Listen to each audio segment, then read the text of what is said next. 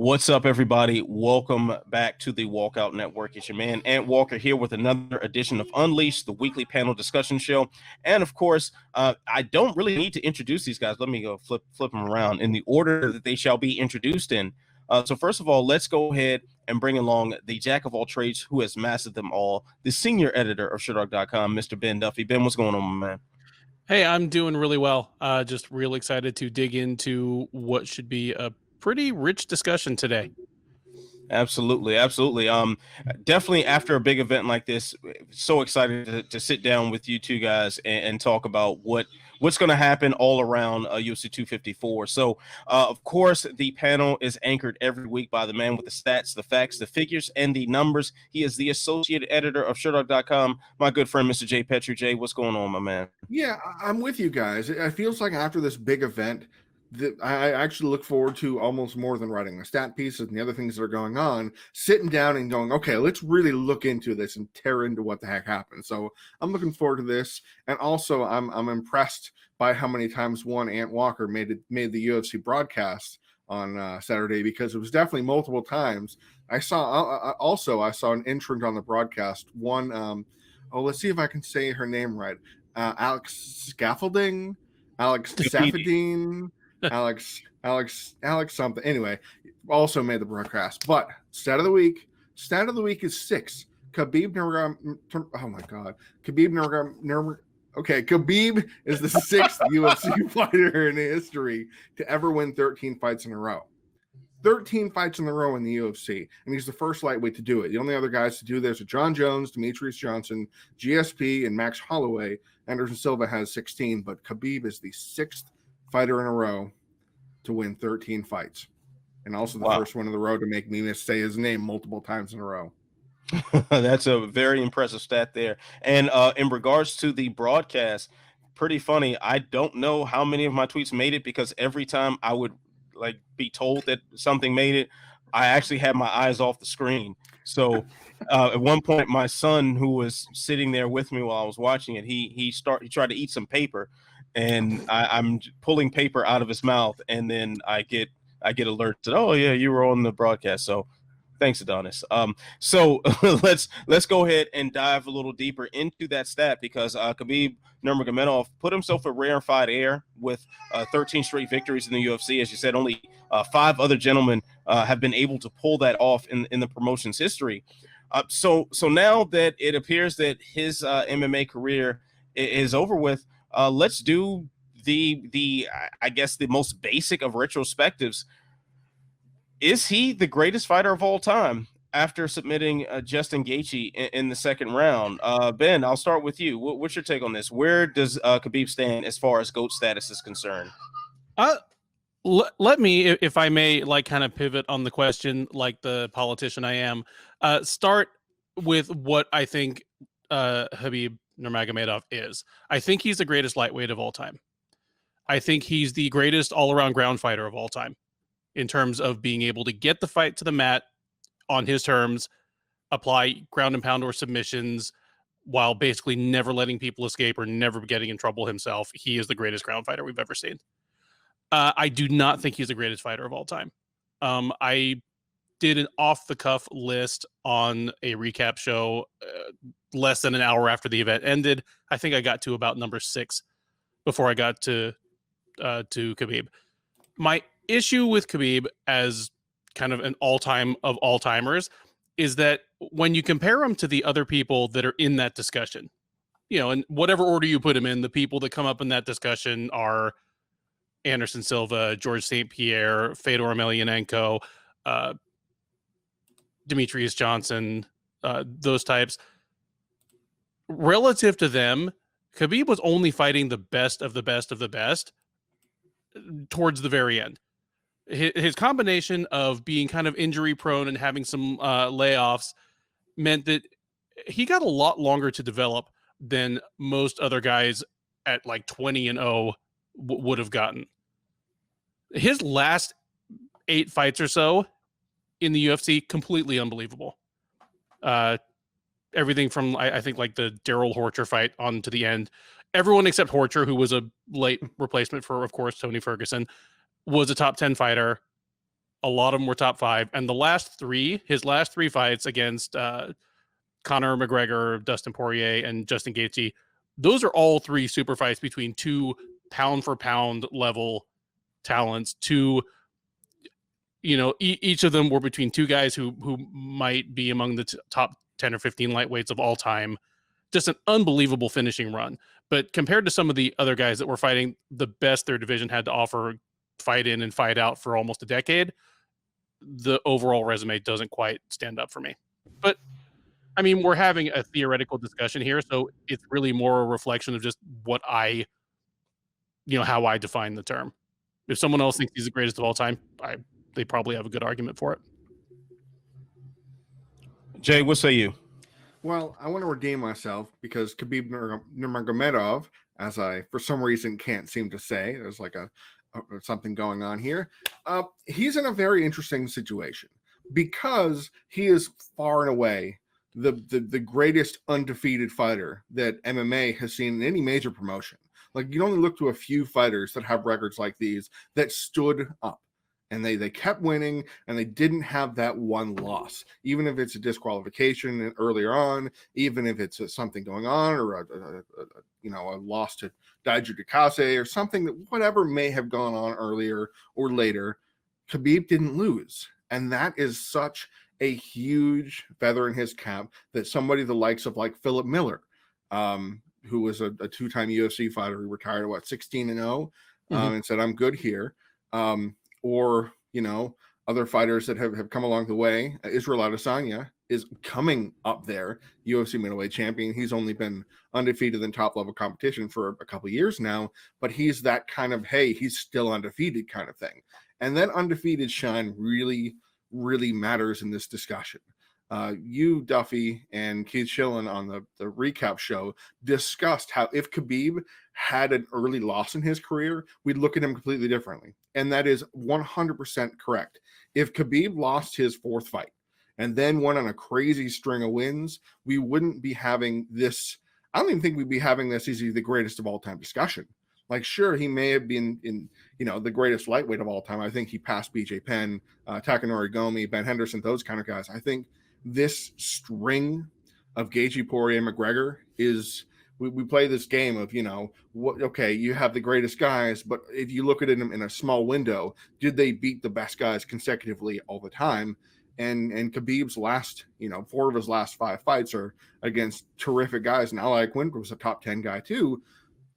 But then you look back and go, okay, what were his first 16 fights? He beat Shabalat Shabalayev, and I think he beat Eldar, or something like that. 1 or 2 fighters that even have Wikipedia pages, I guess is one way to classify their legend. But it's kind of funny because Khabib won 13 fights in the UFC. Fedor had 15 fights in Pride, went 14-0 in a no contest for the Clash of Heads. So I think of Khabib in that Fedor territory, in that I don't have him. I have him kind of sitting around the top 5. I'm not a Fedor #1 purist kind of guy. I used to be, but I grew up and have GSP at that top spot. But he's right outside the top 5, and that's pretty respectable because he's above other lightweights, and that means something. I think those are fair points that both of you are making there. It would be it wouldn't be right to call anyone else the greatest lightweight of all time. I think we can say that without question. The difference between that argument, the GOAT lightweight, and the GOAT overall argument in regards to Khabib is we weren't having the GOAT all over conversation about Khabib hitting into this matchup. It was all about lightweight. I know I've said this quite a few times on the show. Had the original iteration of UFC 249 taken place and Khabib defended his belt against Tony Ferguson, that fight right there had this weird way of determining who was the greatest lightweight of all time. That fight, because of the point both of those men were in their careers. So we were already headed down the GOAT lightweight path for Khabib. But that's not something that we can say for the overall picture. I think he did secure himself, as you said, Jay, within the top 5, top 10 at least, when you talk about those overall discussions. But that resume, as of late, is what counts. I like to count up until I'd say like the RDA win. From that point on, was like Khabib fighting the best of the best competition. Jet Mashuo over at MMA Fighting actually countered me with saying that he would say the Pat Healy fight, which was the fight before that, and I think that's an acceptable answer as well. But before that, you didn't see a lot of like competition on his resume. And when you talk about other so-called goats in mixed martial arts, look at Khabib's his eighth fight in overall. Not someone we'd ever would have heard of or did anything useful in the sport. Look at John Jones. His eighth fight was against Stephan Bonner. That says the difference of where they were competition wise when you talk about some of the other goats in mixed martial arts, and even on the post fight show that we did for Body Lock, myself, Drake, Matt Wells, and Pat Auger, all guys who have been on the show in the past. We were talking in the immediate aftermath of that fight, and not once was the all-time greatest of all time mentioned. Not once. This seems to be the what have you done for me lately syndrome in mixed martial arts. Every win makes someone the GOAT, and that's just not the case. Even as great as Khabib was, even his undefeated record, which is a huge plus for him, I think it shows more about his ability to get out of the game than anything else. In mixed martial arts, there's so many ways to lose. So many things can go wrong. And especially if you are a long-standing champion, people spend their entire professional lives trying to get at you. Look no further than Anderson Silva and how Chris Weidman pointed to him as the inspiration for him to go on his title-winning run. But when Chris Weidman first stepped into an MMA gym, his goal was to defeat Anderson Silva. To maintain that over a period of years is next to impossible with the way the sport has evolved. So I think it's only a matter of time if Khabib were to stick around that he would eventually lose to somebody and most likely look pretty bad in a loss. So he got out while he could, and that deserves a lot of credit, but it does not make you the GOAT, in my opinion. I think it's a really interesting point you brought up, though, about Weidman growing up essentially to beat Anderson Silva, to have that kind of drive, to have that target, to have that bullseye, the piece of paper that you go up and you stare at or whatever that they do in those boxing movies. But Khabib didn't have that. He didn't have that longevity. And I think the greatest of all time, that is a very important thing to have. It's kind of like how 10-8 rounds have damage, duration, and the other domination, I believe, or the other D word that, we want to use today. Depending on what state you're in. But, Khabib didn't have that. He didn't have that time in the game to, you can look at other fighters who amassed insane records like Hapa Laurentino in Brazil was a 31-0 fighter. 31-0 before he lost his first fight. Now, granted, Aspera FC probably gave him maybe one or two wins that you look at and go, I don't know about that. But 31-0 is 31-0. 31 times he stepped in a cage or ring and but we don't even know who he is, essentially, because he had 3 fights in any major league.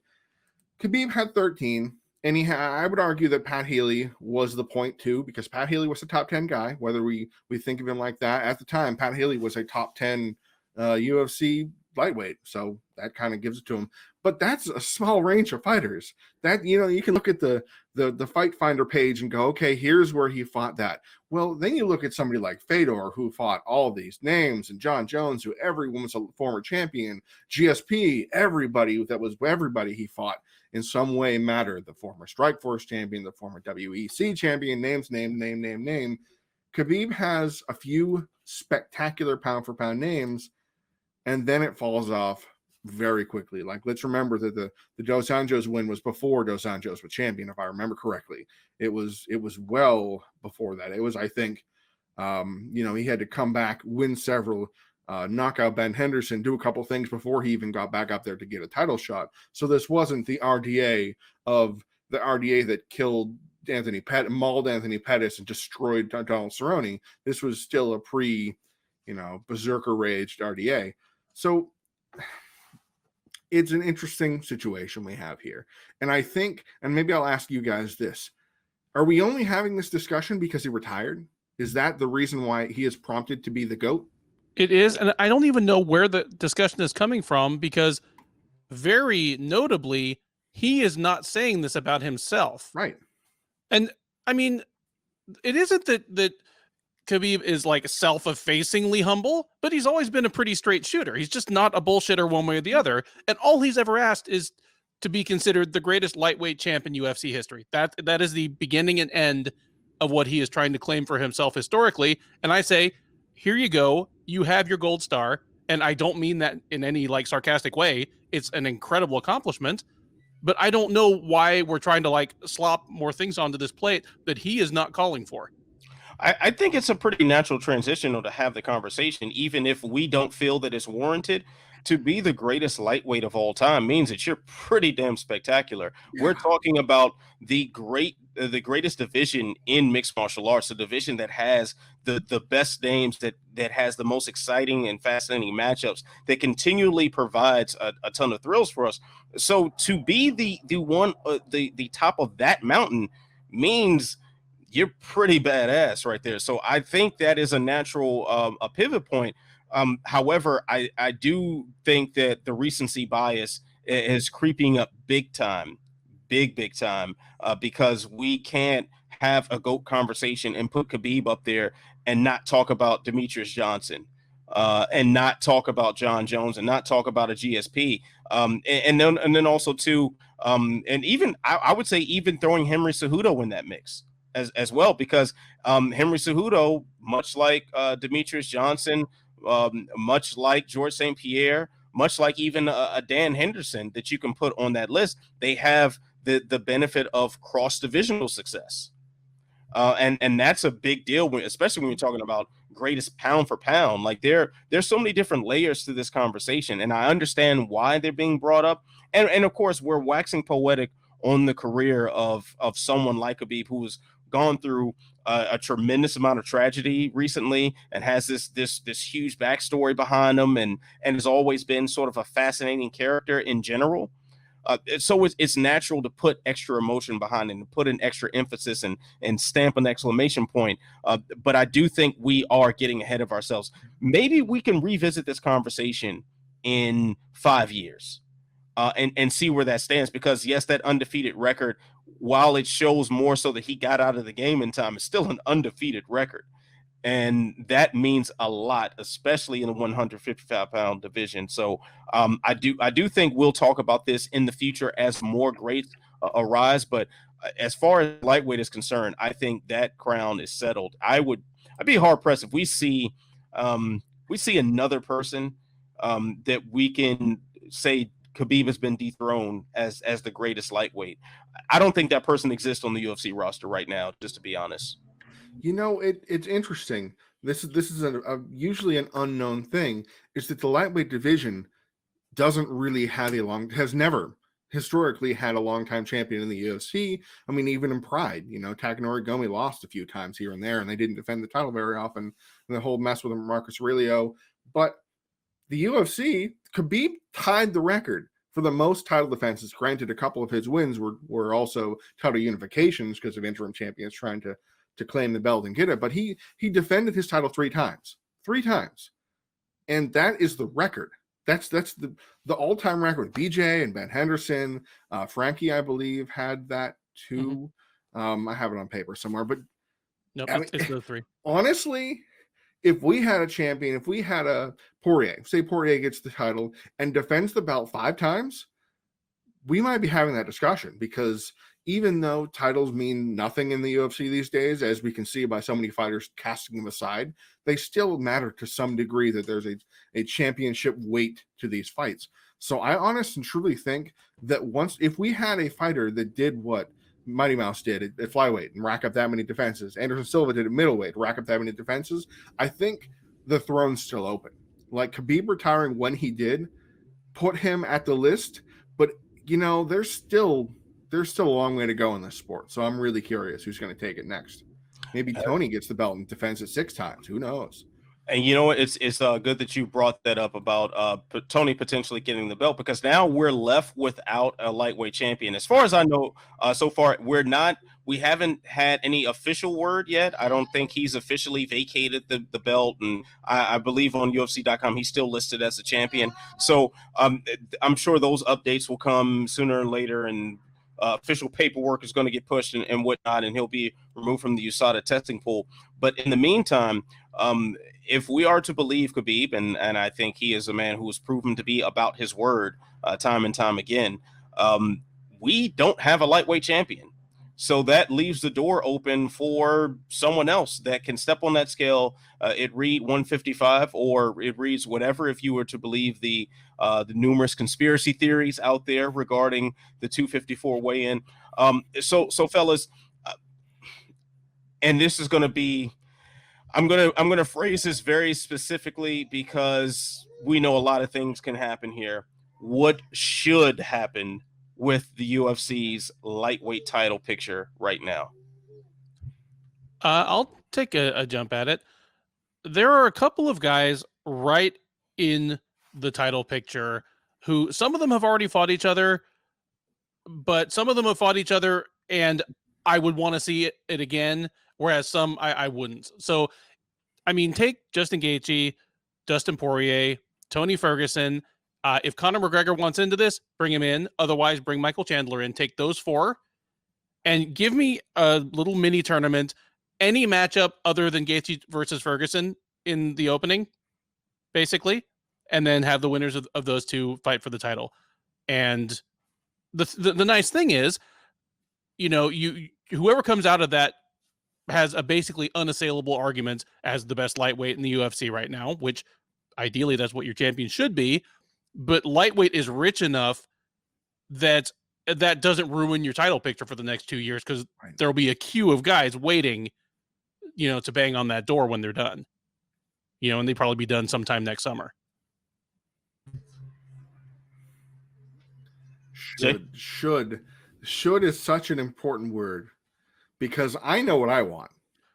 A 4-man tournament's good. That makes a lot of sense in terms of what we have going here. Even if it's a de facto tournament, that they don't actually stick the label on it, but they make those two matchups and then they make them fight each other without actually making a big to-do out of it, which I don't know. Why wouldn't they? Why wouldn't they make a hullabaloo out of it? Why wouldn't they celebrate it? UFC desperately needs things to trumpet, and that would be perfect. So if the UFC is reluctant to do that, but still makes the matchups, okay, cool, fine, whatever, I guess. But I want to see an 8-man tournament. I think there's enough depth in this division and enough time to go by that I think this is a great way to do it. Not only that, the UFC is dying for main event level fights. Every single quarterfinal could be a headliner of a consecutive weekend card. Boom, on January 19th, you have headlining. You know, if we want to play, I actually prefer the seed game, you know, 1-8, and have Justin Gaethje against Diego Ferreira, Dustin Poirier against Paul Felder, Tony Ferguson against Charles Oliveira, Conor versus Hooker, and one after the other have, you know, just fight cards that they want to put up there. And that way the UFC doesn't have to scramble and worry about what are we putting on the card and do the whole, you know, 12 days before the event happens. I guess we should put on Rafael Dos Anjos as a headliner. That'll be cool, right? People buy that these days. No, he's only lost a lot of fights recently, but he's fighting that Islam guy, so that'll be good for a headliner. Well, that's what we have here. I want to see more fighters get involved. Also because Justin Gaethje coming off a loss, Tony Ferguson coming off a loss, Conor McGregor coming off a loss at lightweight, Dustin Poirier, you know, he beat Dan Hooker, so he's on a 1-fight win streak. So to me, while they're the best fighters, they should be fighting each other. It also feels a little strange that multiple fighters coming off of losses will be in title shot territory. But we know what's going to happen. Like, all of the things that I've said, all the lovely thoughts I have exposed so far, that they're not going to happen. We know what's going to happen. There's no doubt in my mind, and maybe I'm preempting something we're going to talk about shortly. There's no doubt in my mind that the Conor McGregor Dustin Poirier fight in January is going to be for the vacant title. That's it. That's what's going to happen, and we're going to have to deal with it. But I don't like it. All right. See, I thought that Jay maybe had been day drinking when he couldn't say Khabib's last name after 15 tries, but I knew he had been day drinking when he suggested the UFC do an 8-man Grand Prix. Yeah, there's Now no I know way Jay's on the sauce. Like, no way it's ever going to happen. It's a good one. It's never going to happen, but we can fantasize. I mean, they should cross promote it with Bellator. I mean, it might as well. Since there was some article saying that Christian Lee had the blueprint to beat Khabib. Throw Christian Lee in there so we can see him get knocked in there. He wants it. Yeah, like wow, that's why. I mean, but I have the blueprint too. Fight off the takedowns and punch him in the face. Can I do it?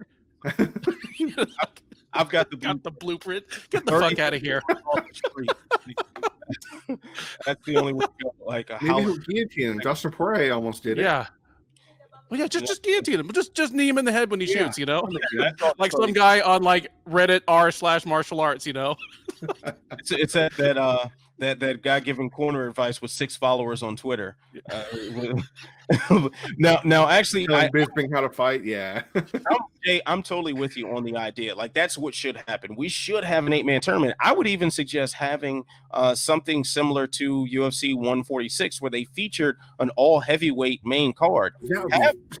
Have an all lightweight card. I mean, of course, the main event, if they have to have a title fight in the main event. Put Valentina Shevchenko's next defense on the top, whatever. It doesn't matter what champion that you slot in that position to headline, because the real attraction is going to be the lightweight tournament, and maybe do 2 events like that, where the main card is filled with lightweights, and you can have some more clarity in the division. I would even suggest taking Conor McGregor out of this tournament format.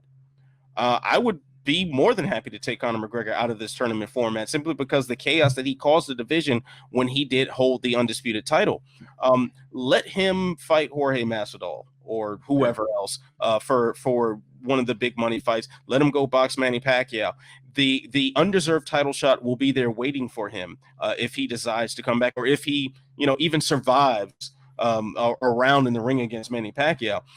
But I do think that you have enough exciting matchups in that division, even if people were to fall out due to injury, even if weight cuts were blown, you have enough people in that division to throw in a name that might be on the lower tier of the ring. In fact, let me just take a look real quick here. Would anybody be mad if, say, Drew Dober? No, first guy I was thinking of.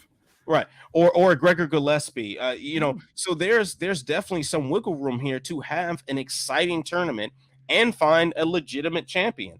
So I think the idea is just sitting right in their face, but they will obviously be too stupid, too bullheaded, and too about the Conor McGregor bucks to do anything other than go the lazy route and say, hey, the vacant title will be decided between a rematch between Conor and Dustin Poirier if that fight actually materializes in January.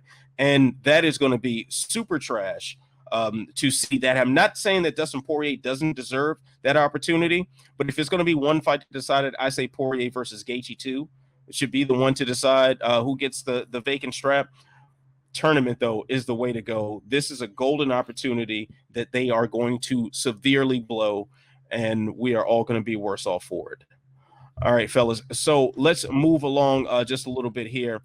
There was some other action that is relevant to the title pictures in other divisions on UFC 254. Namely Robert Whittaker, the former middleweight champion, and Lauren Murphy, who has now secured her spot as one of the flyweight division's contenders. Choose or perish, gentlemen. Who would you award the next crack at the title in their respective division, Whittaker or Murphy? For the record, I actually like them both. Like, I don't hate either of those title shots. If I have to give only one of them a title shot, like next, Murphy. I'd be fine with Whittaker having to win another fight before getting one, whereas Murphy, there's just nothing. And by hook or by crook, she has strung together 4 straight wins in the flyweight division. Nobody else is even close to as deserving right now. And even if the win over Andrea Lee was kind of iffy, on Saturday, she made a statement exactly when she was supposed to. She beat a newcomer exactly like somebody who, purports to be a title challenger should. So yeah, give me Murphy, but I like them both. She should have beat up her barber too while we're at it. Jay, what do you think? Choose a Paris, Whittaker, or Murphy for the next title crack?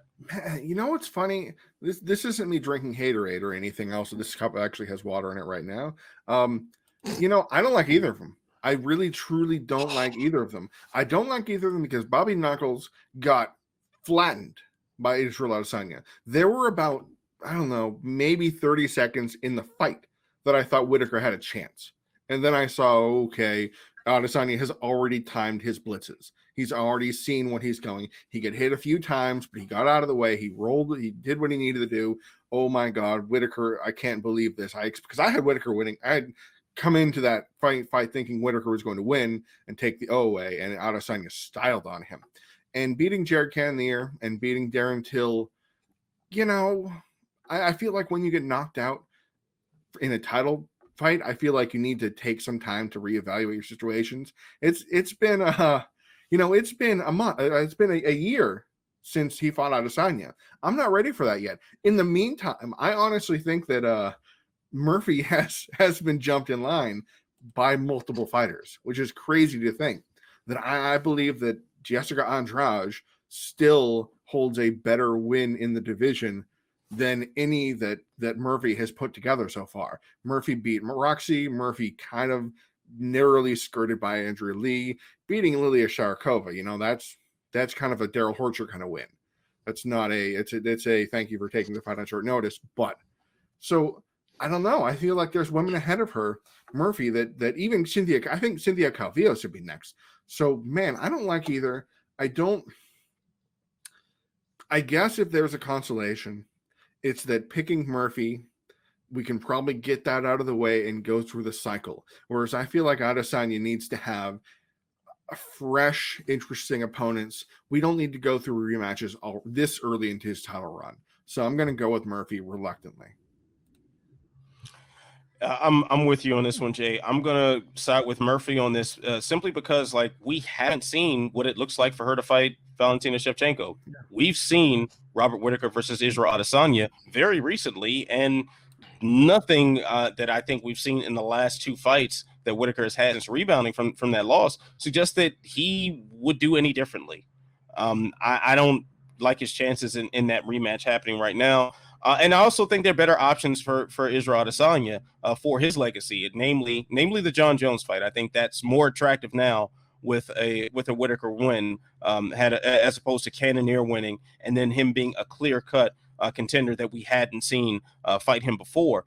Now, as far as Murphy is concerned, even if she doesn't necessarily deserve it in people's opinions off of winning against a UFC debutante on short notice, I mean, the women's flyweight division just seems to be the contest to get in front of Shevchenko and get annihilated. That seems to be the boo-boo prize for this whole affair. And get Murphy out of the way. Just do it. I would rather see Andrade get it first, simply because I think that's a more exciting fight to put together. But at this point, does it matter who's first or who's second? We think Shevchenko's going to win them all. So bring it. That seems to be the safe bet is going with Murphy for the Choose of Paris, in my opinion.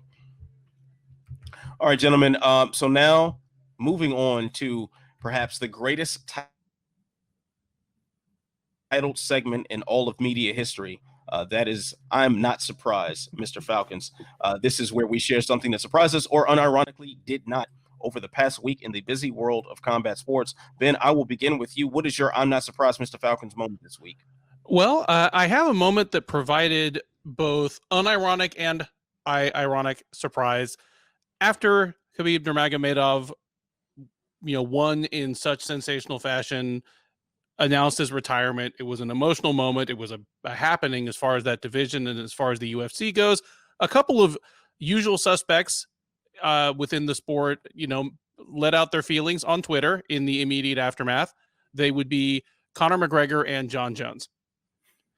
McGregor, unsurprising. One, because anytime a contender wins in any of the 3 divisions in which McGregor has competed in the UFC, him tweeting something about it is just, it's expected. As soon as the main event's over, what's Conor going to tweet? So that's unsurprising. It is also unsurprising that his tweet was gracious, congratulatory, and just, very, very nice, touching, because that is on brand for McGregor as well. He swings wildly back and forth between being very gracious and being completely, inappropriate and despicable on social media at the drop of a hat, and he'll be saying something terrible about Khabib in a week. That's completely unsurprising, Mr. Falcons. Jones was a little different. One, Jones outweighs this man by 50 pounds, both on weigh-in day and in the cage. Outweighs the man by 50 pounds. There is zero chance they will ever fight in a cage or ring. And in the space of about 45 minutes, Jones let out 4 tweets that just waffled back and forth between calling Khabib the top pound-for-pound fighter in the sport. Well, until I take that heavyweight title. But no, wait, I have 15 wins in title fights. But no, you're really great. But you could almost hear Jones's brain eating itself, like, as he sent out these tweets. Just, John Jones does not need me to feel bad for him. He is a multimillionaire. He's, one of the most accomplished, and successful athletes on the planet. He does not need me to feel bad for him, but I feel bad for him. How insecure could you possibly be that you even needed to send this stuff out? Everybody reading those tweets has already decided whether you're the greatest fighter of all time. And it's almost to the point where it boils down to, if you care about PEDs, you don't think he is, because there's an asterisk.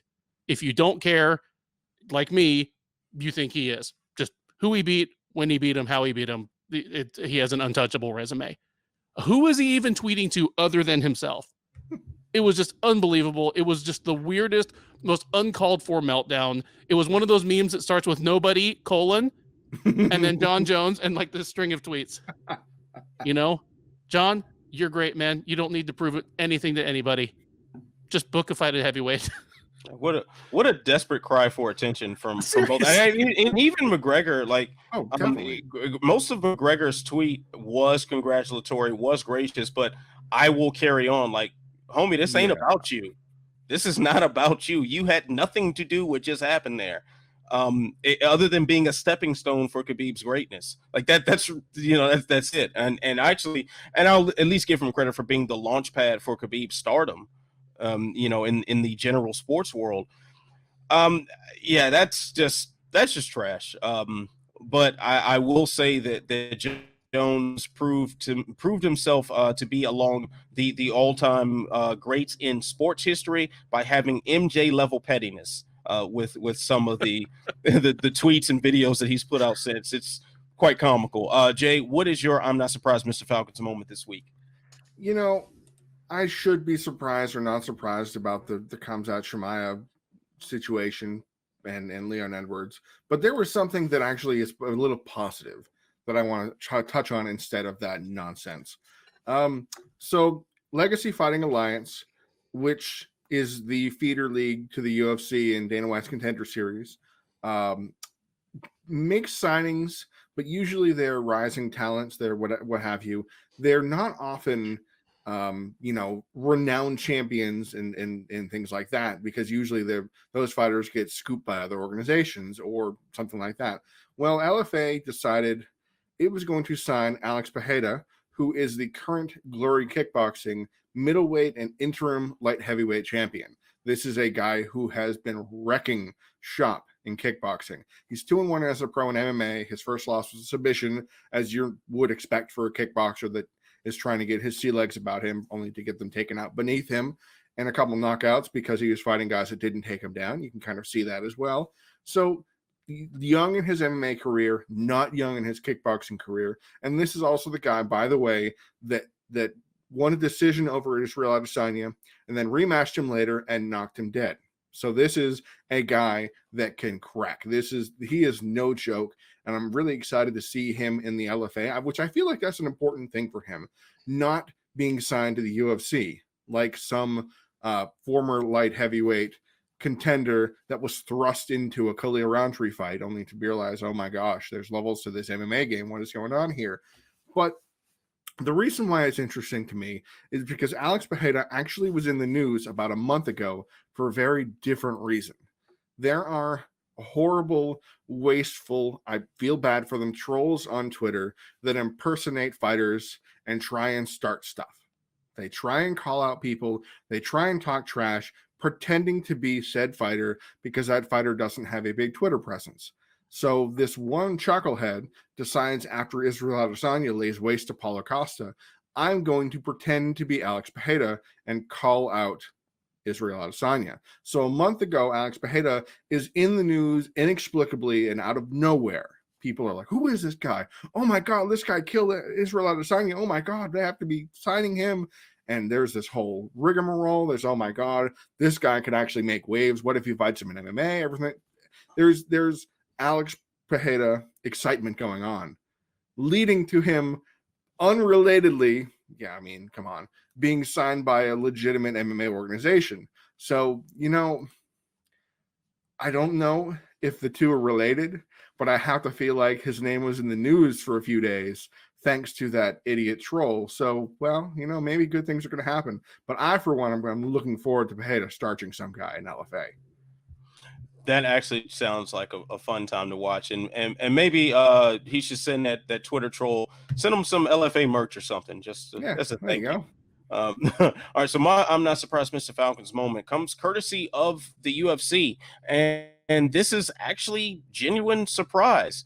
They did something that the promotion rarely does, and that is actually promote.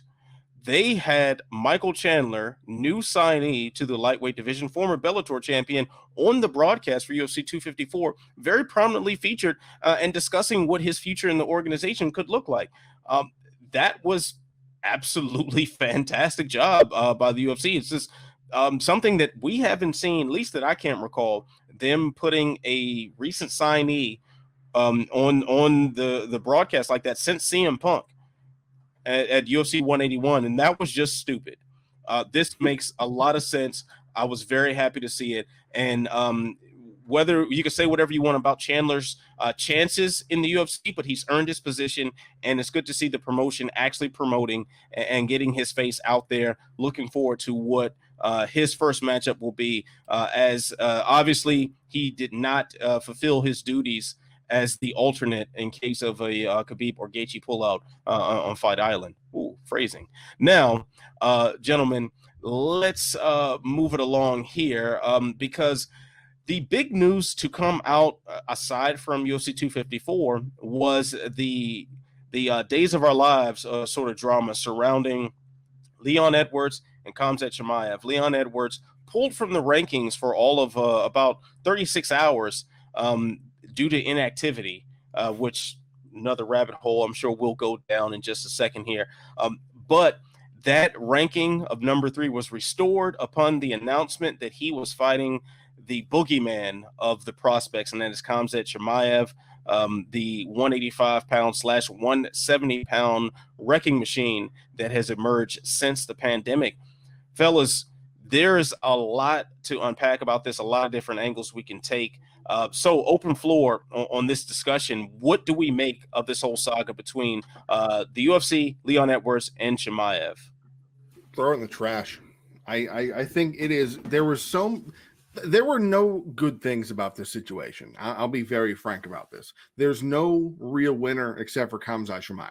This is an embarrassment to the promotion. It's an embarrassment to the rankings. It's an embarrassment to other welterweights. It's just, what is going on here? So to back up a second, I wrote for Sherdog both the news stories about the UFC removing Leon Edwards from the rankings, and then the next day restoring him into the rankings when he's fighting Khamzat Chimaev. Now, I made sure to point out there are other fighters that are still currently ranked that fought longer ago than Leon Edwards. So if this were about inactivity and the UFC were trying to enforce some policy, well, they wouldn't do it on, what is it about, 17 and a half months or something like that. Like there's no consistency of any kind. And it's ludicrous for the UFC to try and claim there was some sort of inactivity provision on the rankings, despite having at least 3 other fighters by my count that fought longer ago, don't have fights scheduled, and one of them just had a baby. So the fight isn't happening anytime soon for Nina Ansaroff, and she's still a top-ranked strawweight. Okay, I get it, fine. If you want to keep fighters a long time, if you want Brian Ortega to be ranked for way longer than he should be, okay, cool, because Brian Ortega was ranked until he fought he was ranked up to the Korean Zombie fight, and Ortega was out much longer. You know, he was out since December 2018. So that's almost 2 years that he was out. So where was the inactivity there? So the UFC clearly did this, in my eyes, as a hardball negotiation tactic. And that felt gross to me. I don't want to see dirty laundry of negotiations. I don't want to see public displays of targeting fighters. We don't need that as media members or as fans or as anybody. And you know what? The fighters don't need that. The fighters don't need pressure and targeted, you know, almost like an attack to say, if you don't take the fight that we offer you, we're going to take you out of the rankings, even though there are so many other fighters that are not taking fights and are not being targeted. I can't explain why Edwards.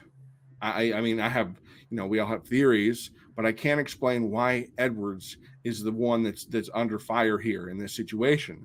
The UFC, if we recall, was going to slot him in to fight Usman on about 3 weeks notice. So that's cool. Yeah, no, I can't take that. Oh, that's right. I have to travel across the world too from Britain, which has a travel lockdown. Yeah, that's cool. Let's do that. Then slotting him in as a possible replacement for Colby and Woodley, which, by the way, they fought.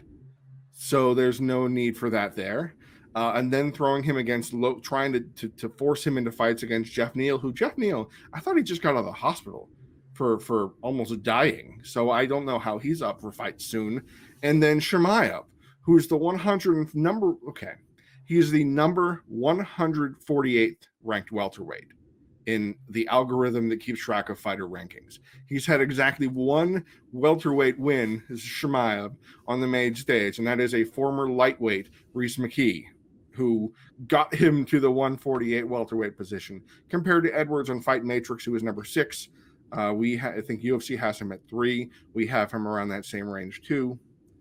When's the last time we've had an unranked fighter take on a top 5 guy just from the UFC scheduling it as such? Not from a short notice replacement or something that went on, something funny, just an actual, we're making this fight, here it is.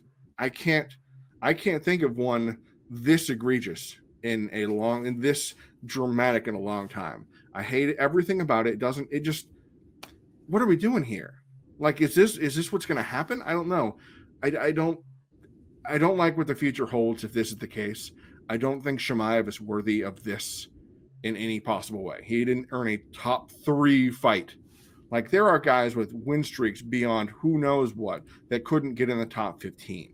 Like, think about Easy Dos Santos. Easy Dos Santos was on a crazy win streak with spinning wheel kick knockouts and flying knockouts and all these kinds of things against ranked guys.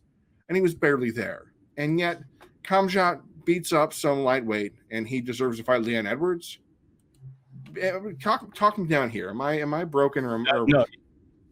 I would talk you down if I disagreed. I think you're spot on. There's nothing to like about this, and even we know the UFC is fully backing Chimaev. He was cozying up next to Dana cage side at one of the Fight Island events.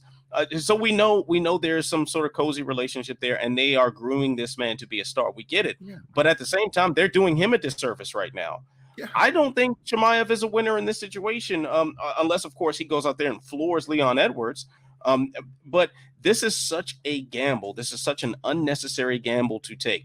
You have a guy who obviously has the charisma, has the public interest, has a fight style that seems to be intriguing, that you can put on a box of cereal and sell it.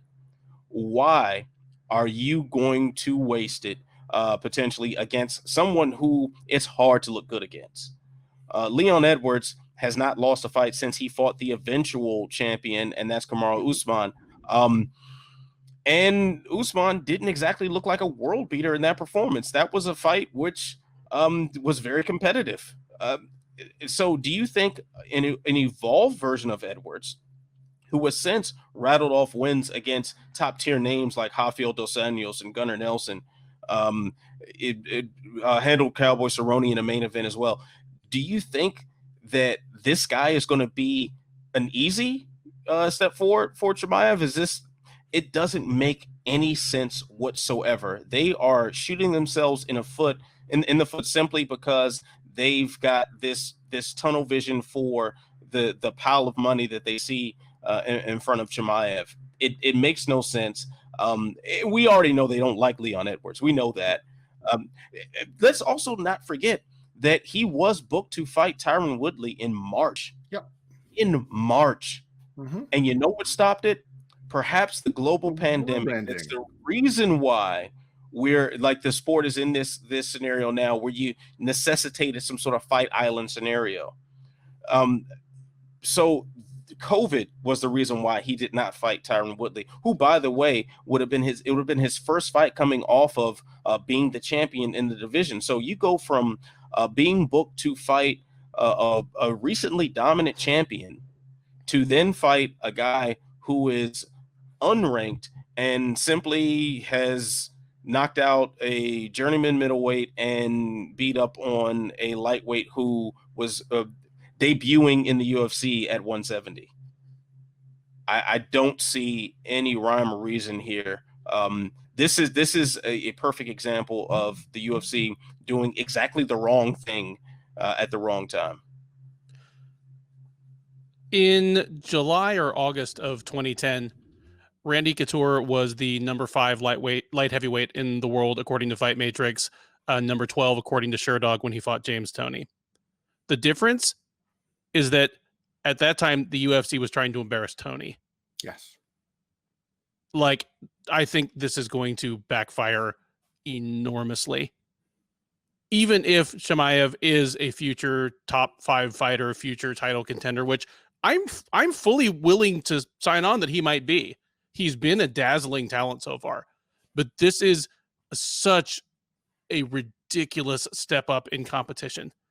And he's taking on a guy that has not been an easy out for anybody and has made some very good fighters look very bad on the way.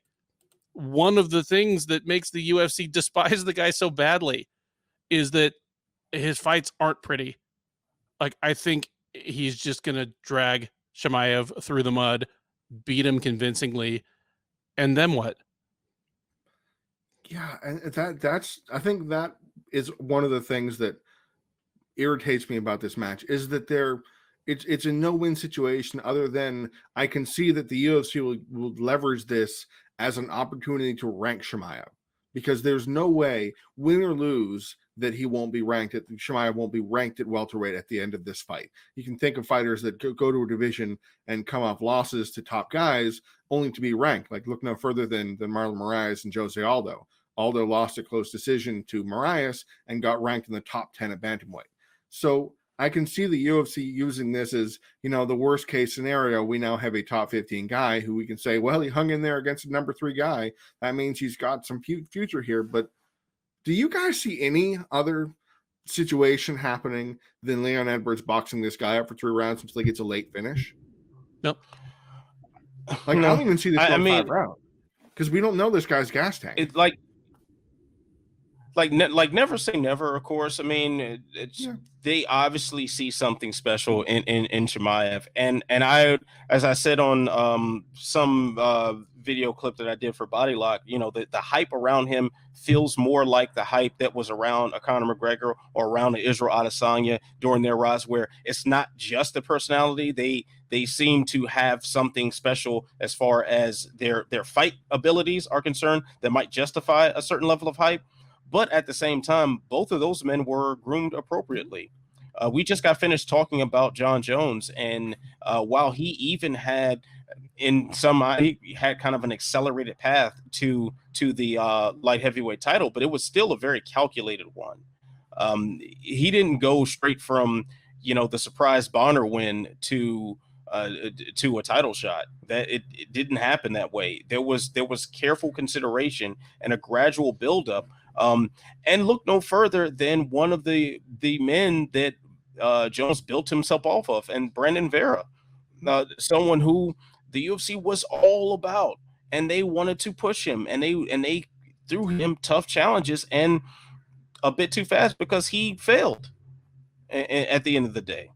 This is the territory that they're headed in now. And I don't know, if you really want to build this guy into a star, you don't have to throw him into an unnecessary risk like this. I don't see a scenario where Leon Edwards does not win this fight, just on experience alone.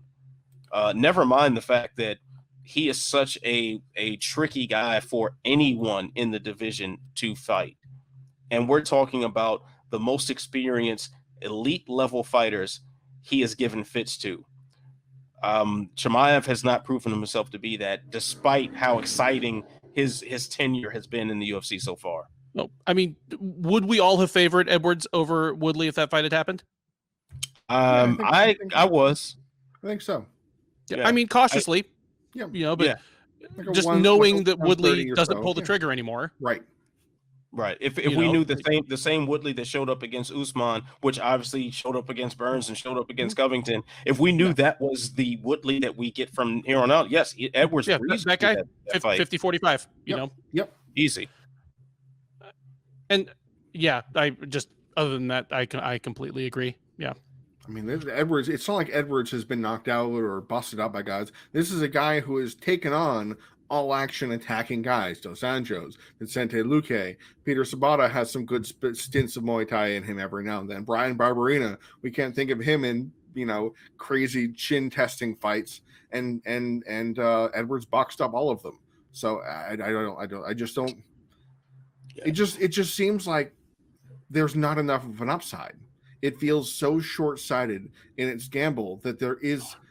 What happens? He gets a title shot, and then he has to fight Kamaru Usman. Can you imagine Chimaev versus Usman? Oh my God! The only person that will be happy about that is Ali. That's it.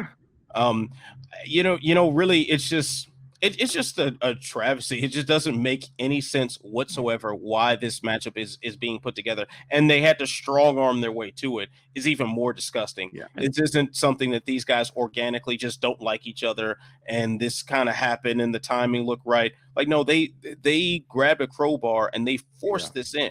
They jammed this in, and it just feels wrong for several reasons.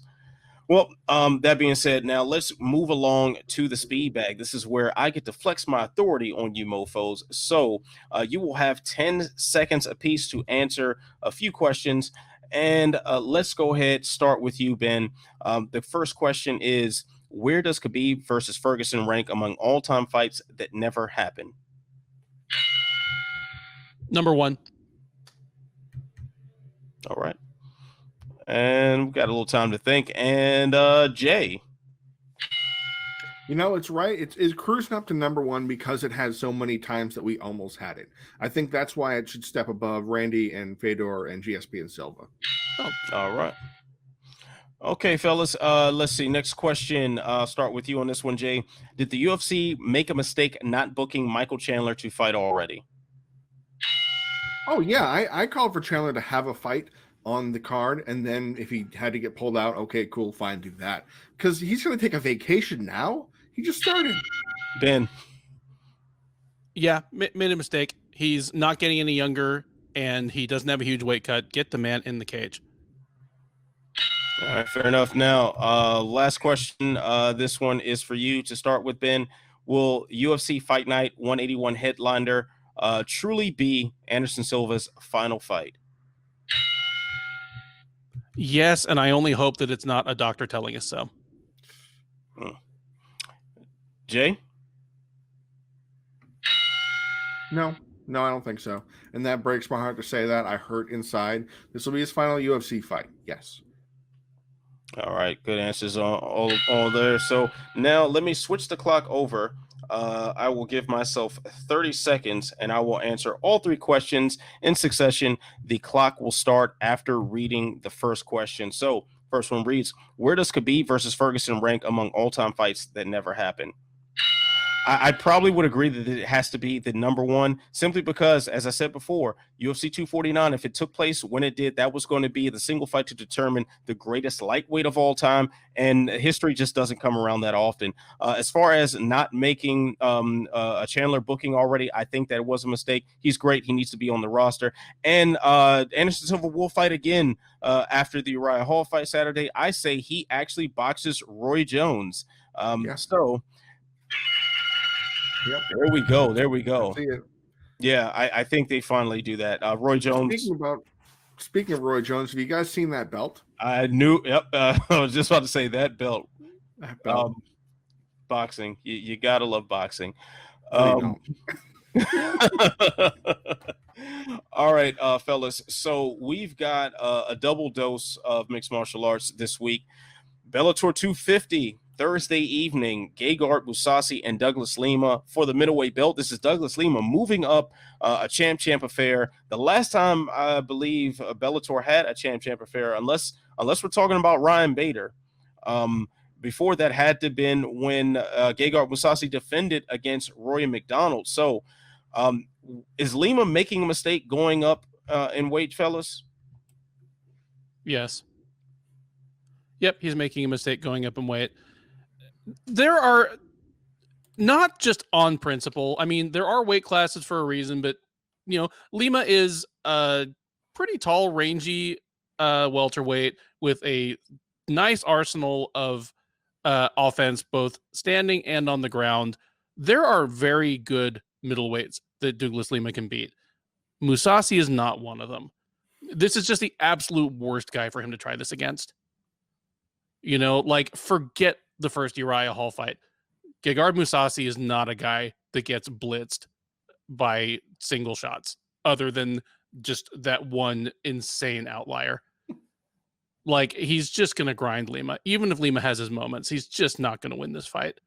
Mousasi's going to be way bigger. He's a very defensively sound guy on the feet as well as on the ground. And, I mean, he could finish Lima.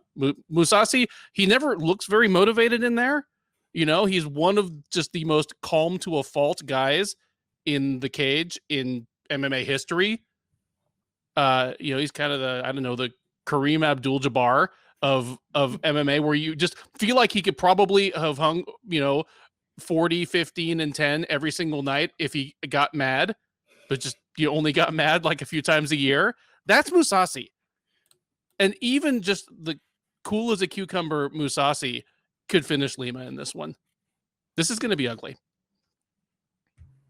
Yeah, I'm of the same mind. I feel like this is the one place that Lima could have a chance, is if not only did he really bulk up the right way to middleweight and make it so not just he weighs 185 on fight day, which some, Rory McDonald basically was 185 when he fought Mousasi.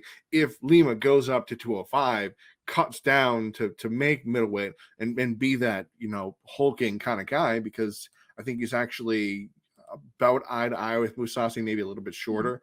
If he really puts on the pounds and gets big and swole, I guess is the word, maybe if he takes Mousasi down, because that is Mousasi's kryptonite. But Douglas Lima, what he brings to the table. It ain't that. It's going to look depressingly for some fans like the Rory fight. It's going to be Gegard easily hits the takedown like he did to Carvalho, like he did to Rory, like he did to many other fighters, easily put him on his back and just wail away on him until it's a lot of red on the cage floor.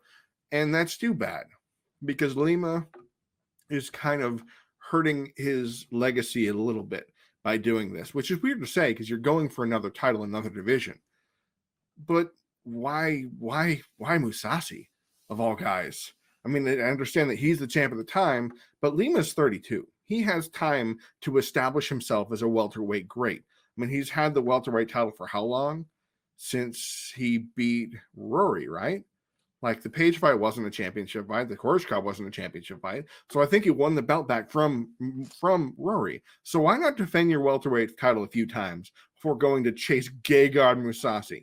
yeah, let's face it. I mean, he's 35 years old, about 100 in cage miles, but he doesn't take a lot of damage. So Gegard isn't actually that old in terms of, getting hit, despite all of his kickboxing fights too. It's just, this is not a good style matchup, which is so strange to think because of how good Lima is everywhere. But we're going to look at this and go, okay, we're good on champ fights. Like, I think that the Bellator has been really pushing champ things, like the Patricio Ferrer, when he went up to fight and knocked out Michael Chandler, and trying desperately for Ryan Bader to be the heavyweight champion. That this is following the UFC and Conor and Cejudo and that champ kind of mentality. But I think this is going to be that definitive end where Bellator goes, oh, no, that's right. We have weight classes, and we probably should pay attention to them. Yeah, the problem with having a super fight where someone smaller than Mousasi moves up to fight him is that you don't have the same sort of advantages as a smaller fighter moving up against him. Mousasi's very quick. He's incredibly skilled. His fight IQ is through the roof. And depending on his level of motivation, his killer instinct is there as well. So you're not going to run into a scenario where like King Mo out wrestles Czech Congo. Like you're not going to run into some sort of situation like that where the heavier guy has this glaring weakness that can be exploited by the smaller man. Or even thinking of Ryan Bader just sweeping Matt Mitrione through a 3-round just savage beatdown. Like you're not going to see Mousasi fall victim to something like that. But I will say I think he's going to fare better than Rory McDonald simply because Rory McDonald post UFC 189 hasn't exactly been the best in terms of fight IQ standpoint. Like he spent an entire 5-rounder trying to Eminari roll Wonder Boy. And so when you see things like that, and then you see him trying to take down Mousasi, I'm like, what are you doing? Like that's not going to work. I don't think Douglas Lima is going to approach it like that. That being said, probably won't fare much better. But I understand why he's taking this fight when he is, because Lima, this is his shot to sort of rise above the stigma of just being a Bellator champion. This is someone who I think if he were to be put into the UFC's roster right now, would run through most of the top 10, and I think gives Kamaru Usman a hell of a fight. So this is someone who very well could be champion in the UFC, and we would look at with a totally different vibe about him. So this is his closest chance to replicate that. This is the best chance he has given Bellator's current roster. It's not like they're gonna throw MVP in front of him again to create another highlight. So this is the best way to get his legacy to push beyond the boundaries of Bellator. But probably going to be a fairly easy day for Mousasi, given the challenges he presents. So, fellas, of course, the other offering this week comes courtesy of the UFC. We are still in that epic streak of fights from the promotion that is supposed to end sometime in December. I'm oblivious to life outside of the UFC at this point. God, imagine if we went to Fight Island. Everybody's all burnt out from that marathon over there. But anyway, so Anderson Silva and Uriah Hall will be facing each other in the headliner. Now, we did talk about the possibility of Silva coming back, so I don't want to rehash that. But I do think this is a great opportunity to highlight at least one other fight that deserves some attention, because this is a sneaky packed card. Gentlemen, give me one fight that you're really looking forward to on this. Jay, I'll start with you. Boy, let me tell you, when I think of main card fights, because there's some really, really fun scraps on here. The one that jumps off the page is by far Greg Hardy versus Maurice Green, because it does not belong on the main card. It doesn't even come close to deserving that. It doesn't have the style matchup of something that's going to be interesting. It's going to be a drag, or Greg Hardy could hit him with something and make Maurice Green fall down. I mean, it's just not. I don't even think it should be a UFC fight, but I digress there. So that fight really sticks to me because it shouldn't be where it is over Bobby Green, Thiago Moises, which, by the way, is my fight of the night, because I just see that kind of action and fun between these two guys, because Bobby Green may be fine. And we keep talking about this, and I'm so happy we keep talking about this, that we can look at Bobby Green and say, is he finally turning that corner? Is he finally taking himself off of Ben Duffy's list? Is he going to be there? Is he going to throw? Is he going to do something? Because he has.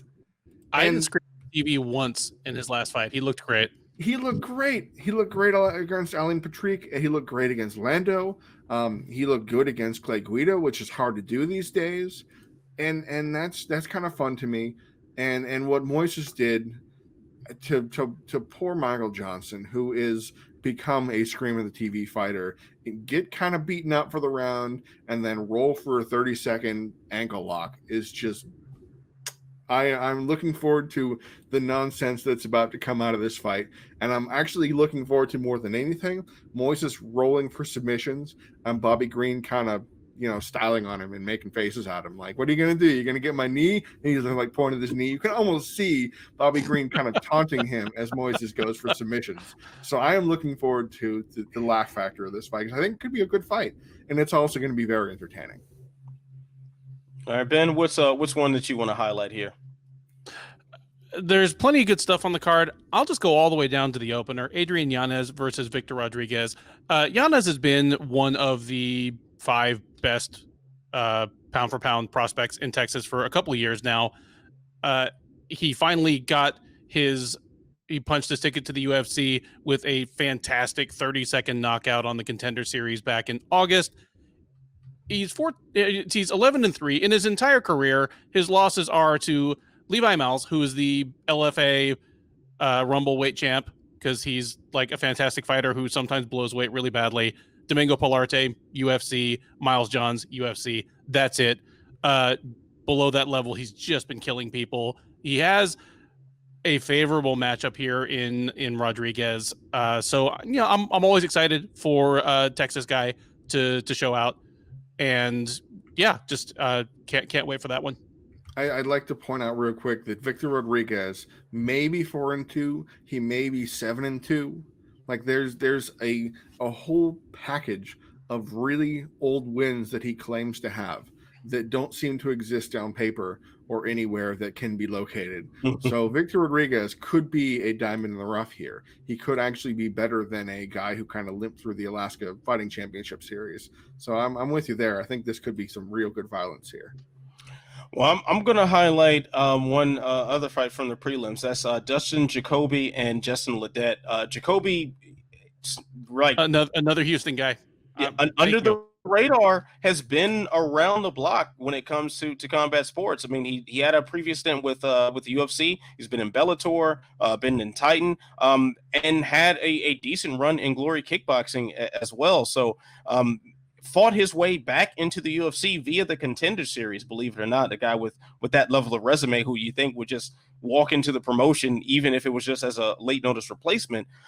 So Justin Jacoby just sounds like a great style matchup against Justin Ledet for our entertainment, and somebody will probably lose some brain cells in the process. So I'm definitely looking forward to that one. And of course, I think next week, we will have some more thoughts about the career of Anderson Silva as well, based on the results. Now, I think that's going to do it for this edition of Unleashed. Thank you, Ben. Thank you, Jay. Once again, fantastic time talking to 2 of my best buddies in the sport about the circus that we somehow have found ourselves dedicating large chunks of our lives to. Oh, wow, we need to make better decisions. But you can make a fantastic decision, you watching this, by liking, subscribing, and sharing. Tell a friend to tell a friend. Tell that friend to tell 10 more friends. So you know what to do. stay beautiful, stay positive, stay socially distanced, stay wearing a mask, and yes, you stay sexy. I'll see you when I see you. Peace.